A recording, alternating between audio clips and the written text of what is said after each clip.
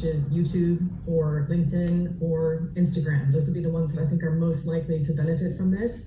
There's also a very interesting phenomenon of something called TikTok refugees, where we're seeing a lot of American TikTok users going to another Chinese site called Red Note, which is actually not an accurate translation. The site is actually called Little Red Book, which is a bit alarmingly close to Chairman Mao's Red Book for people who are worried about the national security issue. That is still a highly censored, controlled Chinese site.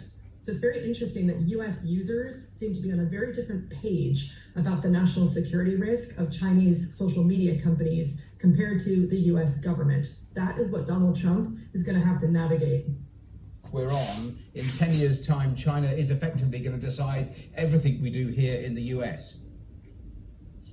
Yeah, I think there's a real risk of that. So we have to remember that the United States and China are the global leaders in artificial intelligence. Right now, I think arguably the US leads, but not in a way that it can be complacent. So that's on its mind. That's why we've seen, again, this is bipartisan support. Under Trump, we've seen it. Under Biden and Obama, we saw it. We will probably see it under Trump again.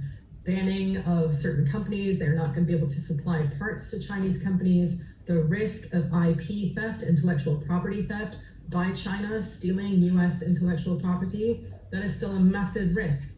And Trump was actually pretty strong on this. So he's going to see which way the wind blows on the popular reaction to this, and then we'll see what he does. But again, he's going up against Congress and the Supreme Court, the two main branches of the US government besides the executive.